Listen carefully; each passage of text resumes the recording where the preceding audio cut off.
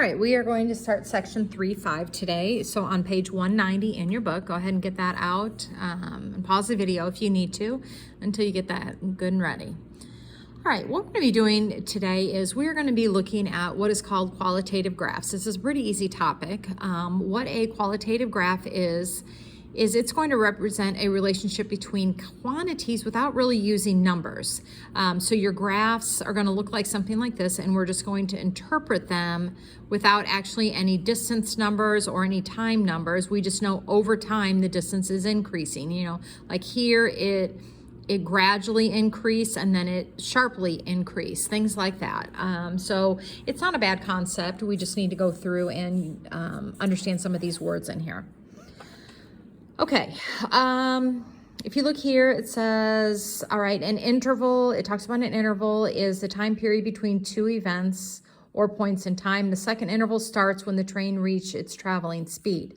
All right, so basically what happens is an interval is going to be kind of when it starts bending in the graph. When the graph changes directions or does something like that, then it's gone on to a different interval. All right, so if we take a look here, there really is only one interval that's going on here. As the time went on, the speed went down.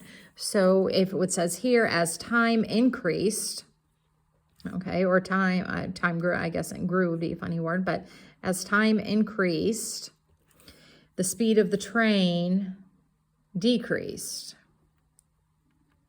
Okay, which is why it's a negative sloping line. Here's your speed. Your speed was up here, and look at it. The speed gradually goes down until it was down to nothing as time went on. All right, so the function is negative, I think is what they would like here.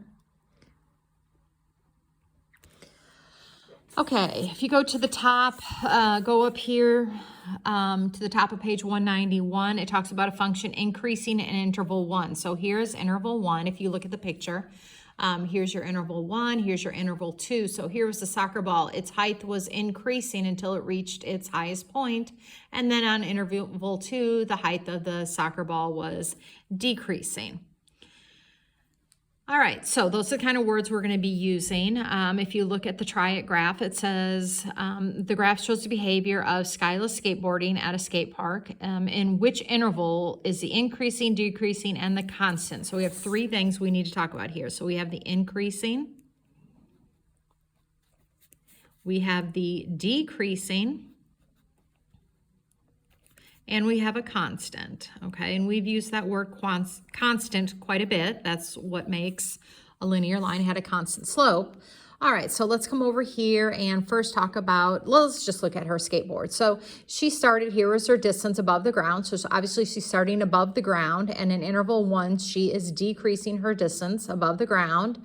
Then when she hit the ground, she must have walked somewhere because her height stayed constant. And then she started climbing probably back up to her starting point, and it's increasing in height.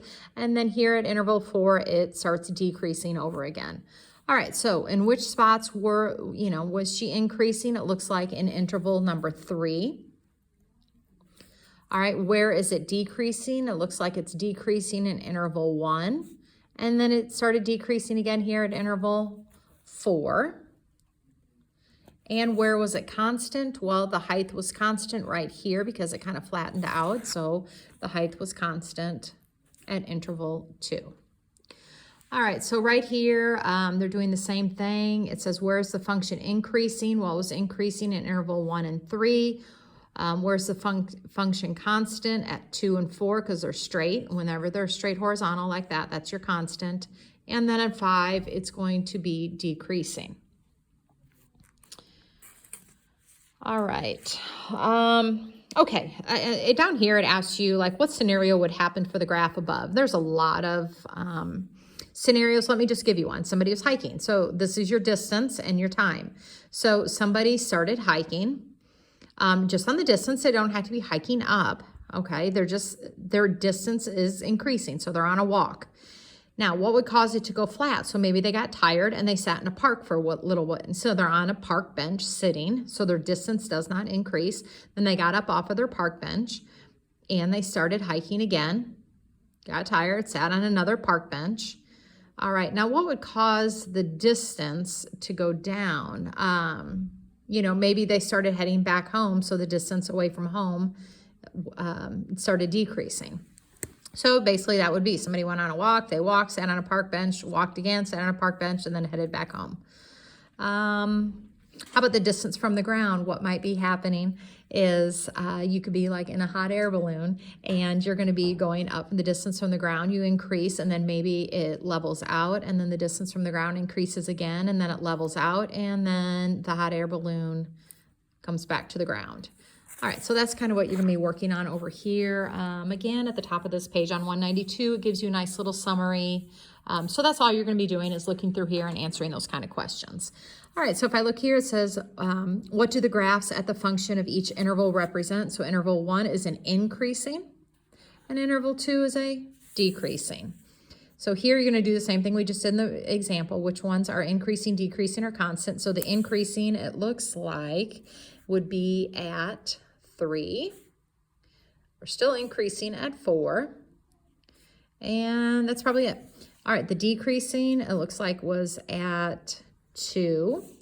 We started decreasing here, and at 6. So that's the decreasing.